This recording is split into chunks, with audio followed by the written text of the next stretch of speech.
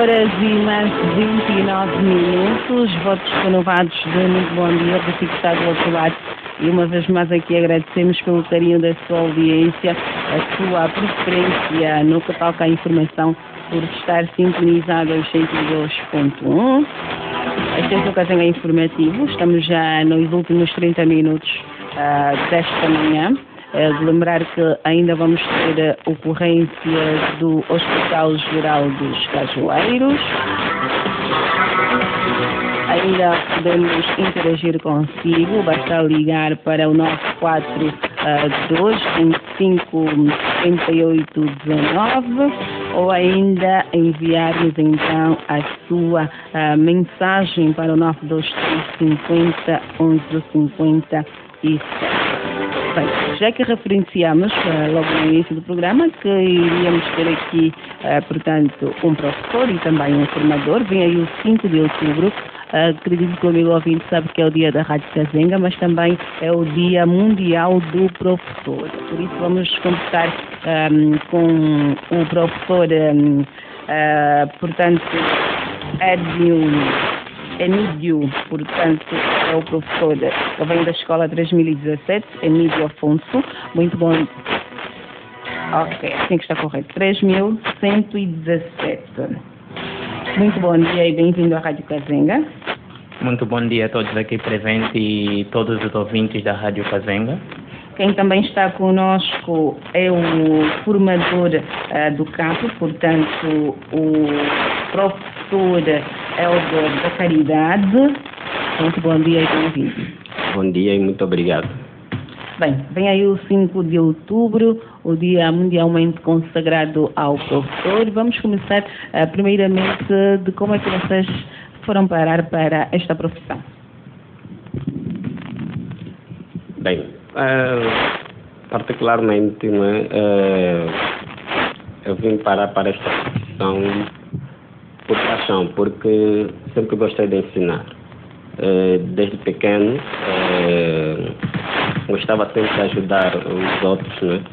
Os meus amigos, isto concernente ao conhecimento, ajudá-los em alguma coisa que eles não conhecessem, ficava a explicar. E daí, né, notei que tem uma paixão para o ensino.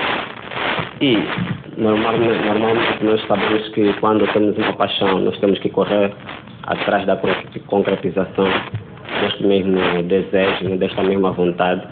Então, acabei primeiramente por dar aulas, né, de alfabetização aos adultos. E por aí fui seguindo esta mesma paixão de ensino e cá estou até hoje. Emílio. Ok. O meu caso é completamente diferente. O INE Antônio Jacinto era a escola que estava nas proximidades de casa. Eu fui sem saber que era uma escola de formação de professores. Acabei entrando e me apercebi dentro que era uma escola de formação de professores. E acabei por abraçar o projeto, continuei e hoje estou aqui. O magnífico professor que sou. Considero-me magnífico. Ok. Vem aí o 5 de outubro, o Dia Mundial do Professor. Para que hajam professores de excelência, tem de, portanto, terem-se os alunos do outro lado. Como é que olha para a interação entre alunos e professores no dia de hoje? Ok. É uma coisa muito maravilhosa. Primeiro porque o professor deve estar capacitado de normas metodológicas que possibilitam o interagimento, se o termo for esse, entre professores e alunos. E essas normas vão possibilitar que estejamos capacitados a fim de recolhermos novas técnicas que possibilitam o aluno compreender com perfeição aquilo que o professor quer transmitir. Bem, concluindo também, ajudando aquilo que o Emílio acabou de dizer, principalmente nós temos que compreender, entrar na linguagem da criança. Neste caso vamos falar do ensino primário. As crianças têm uma forma de se comunicar e o professor tem de chegar até ao nível desta mesma criança para que haja uma interação boa entre o professor e o aluno. Se a criança gosta, por exemplo, de maçãs, o professor tem que saber dar exemplos de maçãs nos exercícios para que transporte esta criança para o aprendizado, não é? Aquilo que ela gosta se torna uma forma de aprendizagem. Bem, as duas que fala-se muito da fraca interação entre família e escola. Como é que vocês olham para esta questão? Tem havido, não tem havido? Quais incentivos? O que é que está a faltar? Bem, eu vou dar um exemplo. Anteriormente, não é? Quando fui criança, eu tinha um hábito, chegasse em casa e me cobravam tarefas. Não? Tarefas, o que falou hoje na escola. Eu tenho que fazer o resumo do que falou, o que o professor aprende. Faz o caderno, faz a tarefa. Nos dias normalmente, devido às várias situações que têm acontecido na sociedade, os pais não têm muito esse tempo, porque o pai vai trabalhar, a mãe vai trabalhar, o filho chega em casa, não tem ninguém que possa acompanhá-lo em casa com as tarefas. É um pouco essa interação entre os pais e os meninos na escola, ou no professor. Geralmente, os professores estão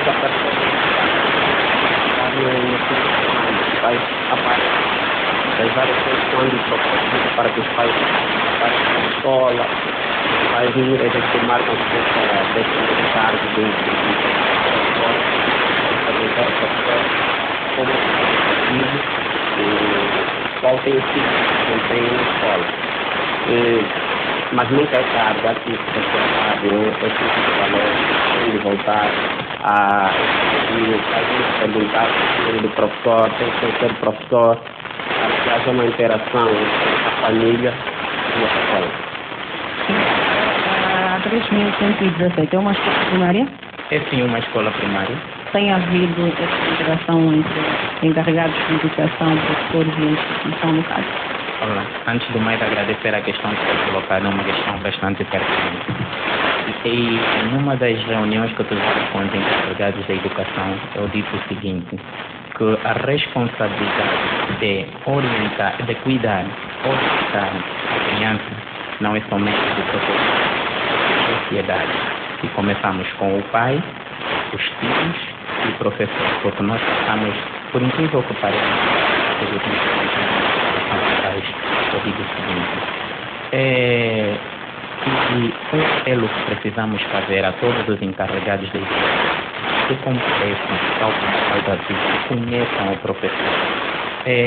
Mas tem estado a acontecer o seguinte, os encarregados da educação aparecem na escola, alguns não se divertem, aparecem na escola para ter esse contato, caso tenham alguma reclamação por fazer.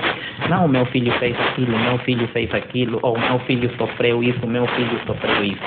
E não acho isso uma conduta adequada.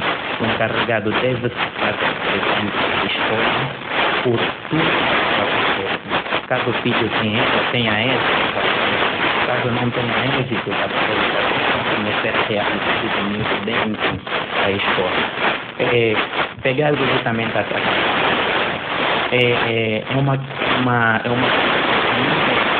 não é dos nossos encarregados, não é. E fazer o apelo que aparece. Nesta relação, tem assim conta de quantos encarregados é que é? Por exemplo, na minha sala de aula,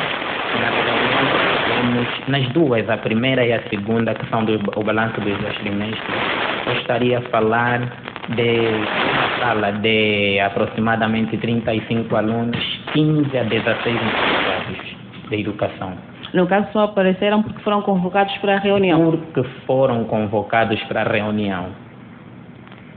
Por si só, aparecerem por iniciativa própria? Por iniciativa própria, estaríamos a falar no universo de, se eu não estiver em erro, porque não trago aqui dados concretos, 10 encarregados que têm estado constantemente a acompanhar os seus filhos. Eu sou um professor que tenho estado muito cedo na escola e paro mesmo no portão e vejo os encarregados a virem trazer os alunos. E estou a falar no universo de 10 alunos, 10 encarregados da educação. Esta situação dificulta aquilo que é o processo de aprendizagem ou nem por isso?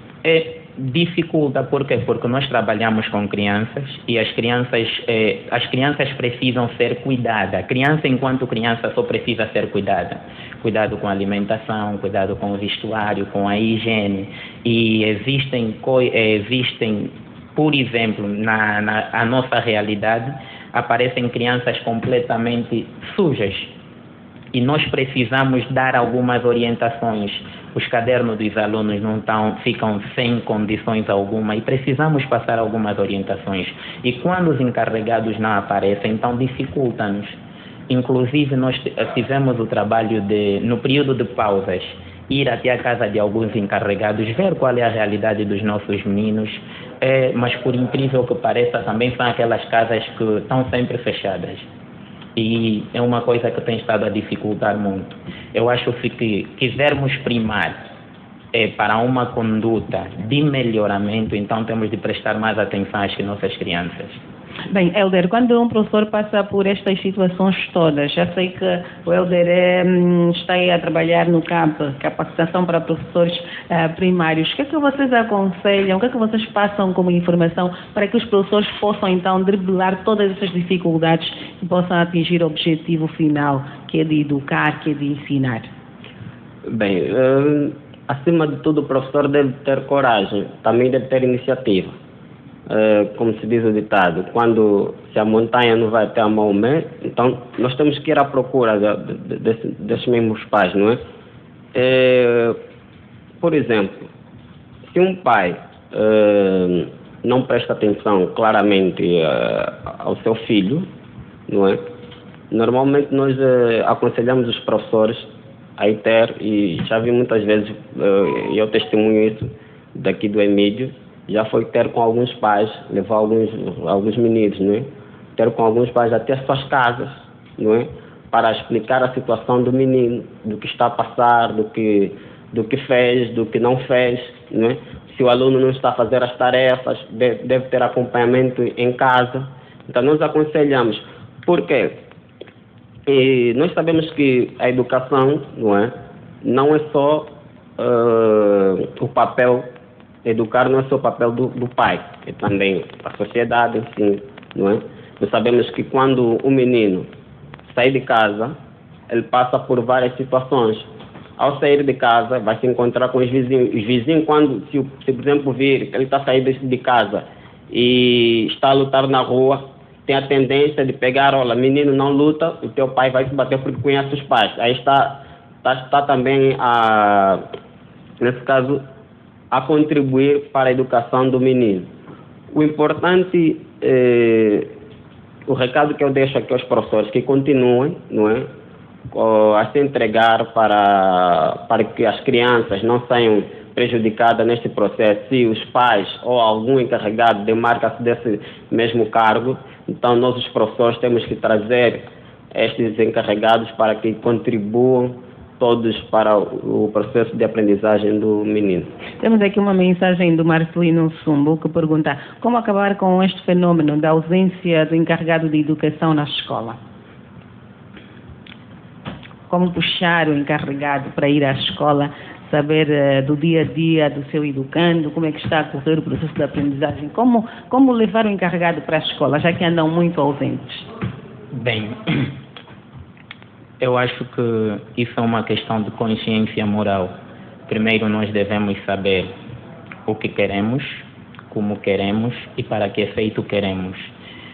Digo isso porque eu, ao colocar o meu filho a uma escola, significa que estou preocupado com o futuro do mesmo. E se estou preocupado com o futuro do mesmo, então devo eu acompanhar esse mesmo processo. Porque se eu colocar o meu filho na escola e não a fazer qualquer coisa que seja e não acompanhá-lo, significa que não tenho nenhumas pretensões futuras com o mesmo. Então, deixo a vida andar. É necessário que tenhamos essa responsabilidade. E, acima de tudo, para que os pais depois não venham a dizer que tu estás assim, não aprendeste porque o teu professor, a tua escola é péssima. Acontece casos que muitos pais trocam os meninos de escola, mas o comportamento é o mesmo, achando que culpada dessa situação é a escola, é o professor. Mas não, é o pai que não esteve presente na educação, no processo de educação do menino. Os pais têm de estar presentes mesmo. Têm de saber, principalmente, o que é que está a se falar atualmente na escola. Como está a se falar. A linguagem do menino, se melhorou, se não melhorou, o comportamento, todos esses aspectos. Como é que olham para a questão da valorização do professor? Bem, primeiro, antes de responder diretamente à questão, eu gostava de falar algo. Temos de procurar compreender que o professor é o grande responsável pela formação do homem e o seu papel vai além dos muros da escola. Com isso, estamos a dizer que o papel do professor não se limita somente em ensinar, mas também em educar. Pois, o professor, valorização do professor. Eu acredito que estamos num processo ou vivemos uma realidade muito diferente. E eu acho que deveríamos olhar mais por esse aspecto. O professor não deve ser visto como aquele indivíduo à esquerda, porque para muitos, quando ouvem falar, não, quem é em que trabalhas? Não sou professor. Oh, és professor.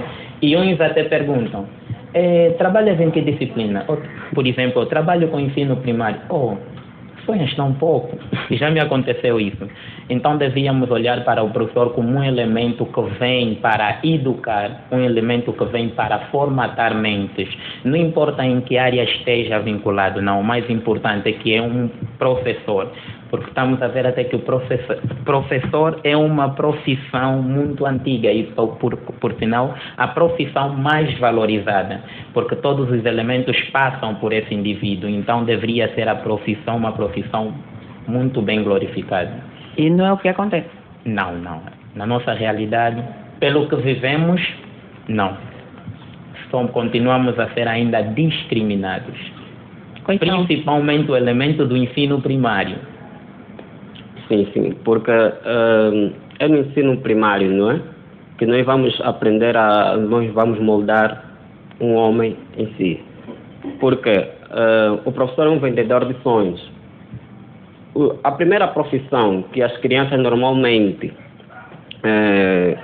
admiram, toda criança normalmente quando está a crescer, no seu processo de crescimento, imitam sempre nas suas brincadeiras, imitam sempre o professor. Eu sou professora porque devido aos aspectos positivos que ele acaba por colher do seu professor.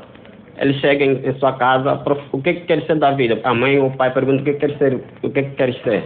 Ele diz, primeiramente, é das profissões mais dita por elas, não é? Quando estão a crescer, quero ser professor, porque o meu professor é bom, o meu professor canta, o meu professor faz isso, pula, me faz sorrir, me faz ser uma pessoa boa. Daí que há que mudar-se o paradigma, há que se valorizar mais o professor, olhar para o professor como aquele que molda uma sociedade em si, não é? Como se diz que a mulher educa a sociedade, molda a sociedade, o professor molda mentes, transformações, não é? Vende sonhos e faz com que as pessoas se tornem mais diferentes. Então, nesse caso, diria que tem de ser mais valorizado ainda do que tem sido atualmente. Ok. A par disso, o que é que vocês gostariam de ver melhorar na carreira do professor? As pessoas, como o professor falou aqui da questão da valorização, o que é que acham que deve ser melhorado de imediato? Primeiro, no caso, pela sociedade. Pela sociedade, que aumentassem os números de sala de aula. porque nós sofremos muito. Eu falei que tem uma sala de universo de 35 alunos, mas existem professores com realidade completamente diferente. Tem professores com um universo de 85 alunos. E se queremos, também dificulta para que o professor preste atenção a todos os alunos. E se queremos primar para uma Angola melhor, então devemos começar a olhar por esses aspectos, aumentar os números de sala de aula e reduzir, ou desta forma estaríamos a reduzir as enchentes na sala de aula. Por quê? Porque se eu tiver uma sala com aproximadamente 80 alunos, eu me pergunto, que tipo de conhecimentos querem que eu transmito para os mesmos? Que tipo de atenção querem que eu preste para os mesmos? Será muito difícil. E depois, nós professores no ensino primário, temos, por exemplo, 6 tempos diários. 6 tempos. Se eu pegar e não souber sintetizar isso, começar a corrigir a tarefa dos meus alunos, por exemplo, de 35 alunos, eu levo um total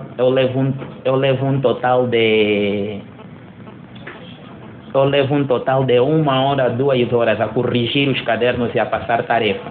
Agora imaginemos aquele professor que tem aproximadamente 80 alunos. Vem a exaustação mental, a exaustação física, tudo isso não permite que tenhamos um ensino de qualidade. Então, que acresçam os números de sala de aula. E de outra também é melhorar as condições das salas de aula, não é? Principalmente para o ensino primário. Tem que ser salas adaptadas para as suas idades, não é?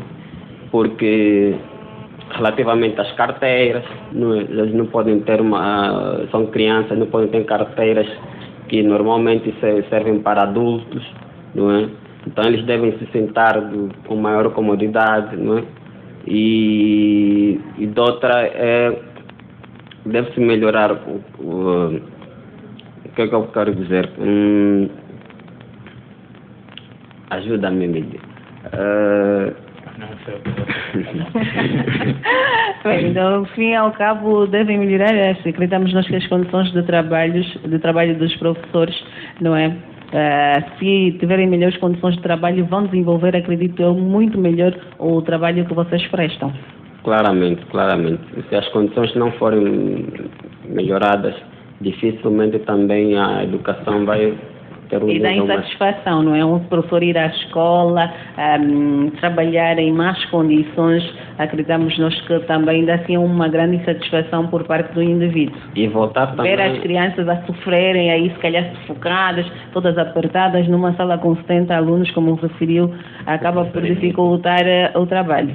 E voltar também às merendas da escola, principalmente no ensino primário. Isso também contribui para o bom aproveitamento do aluno. Quando eles chegam todos esfomeados, dificilmente eles vão acatar aquilo que o professor estiver aí a falar. Durante 4 horas, o sistema, a mente do menino já não é da mesma forma. Tem aqueles que conseguem levar lanche, mas outros não conseguem levar lanche. Então, e por incrível que pareça, quando começamos a formação do projeto CAP, no princípio eu sorria porque pediram-nos que levássemos comida, merenda. Eu disse, eu mais velho assim terei de levar comida para a escola, por quê? Olha, quando chegamos lá, eles inventaram uma brincadeira, eles atribuem sempre o nome, dinâmicas. Inventaram uma dinâmica de repartição da comida que havíamos levado. Começamos a dividir a comida e depois eles iam perguntando, gostaste? Gostei. O que foi que trouxeste? Não, trouxe pão com ovo. Gostaste do pão com ovo? Perguntavam na pessoa a quem demos. Gostaste do pão com ovo? Sim. E assim amanhã, caso queiras trazer alguma comida, o que vais trazer? Eles usavam uma linguagem mesmo para as crianças. Amanhã vou trazer isso. E eles pediam-nos que nos encarnassem. Olha, foi uma coisa maravilhosa. Eu levei isso para a sala de aula. E os alunos gostaram daquilo de uma forma, só que eu inverti para bombom com jinguba. E se tornou quase uma rotina diária. Ainda bem. Os alunos, olha, existem aqueles que dificilmente levam comida, mas eles quando vão à escola vão preparados e vão preparados e pensando que vão receber sempre alguma coisa. E eu digo sempre, caso você não se aplica, não vai ter. Não receber nada, é verdade. Agradecer aqui a vossa presença, porque o nosso tempo, infelizmente, já não permite para mais. Edmil Afonso e também Elder da Caridade, já não temos tempo, infelizmente. Vamos agora ao Hospital Geral dos Cajueiros, não é, Vando? Nem vamos ao encontro do Vladimir Valente. Vamos ter ocorrências. Valente, bom dia. Olá, muito bom dia a Sónia Costa e a todos os ouvintes do Cazenga Informativo. Luzia Batista é a supervisora em serviço e vai naturalmente apresentar-nos o balanço das ocorrências apontadas nas últimas 24 horas. Ser enfermeira, muito bom dia. Qual é o balanço que tem apontado neste intervalo de tempo? Bom dia, caros ouvintes. Bom dia, Rádio Cazenga em geral. Temos o balanço das 24 horas de 278 pacientes. Tivemos o hospital razoável, não muito agitado, estava mera calmo, mesmo durante a noite, mas nos surpreendeu às 2 horas da manhã na pequena cirurgia.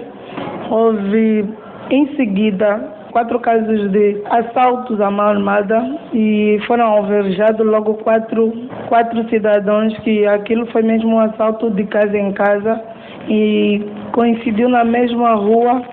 Aconteceu-nos e os pacientes apareceram-nos aqui às 2 horas da manhã, que foi uma senhora de 35 anos de idade, um senhor de 32 anos de idade e um menino de 10 anos e ainda um, como chamamos, Mamadou, que é de Alô, de 40 anos de idade. Segundo as explicações dos próprios pacientes, houve a casa de um que levaram alguns telefones, levaram os valores que eles pediram, ele foi entregando, mas mesmo assim ele continuou a ser pressionado e foi alvejado, levou 3 tiros, o mesmo Mamadou. E na outra residência eram 3 casas com compartimentos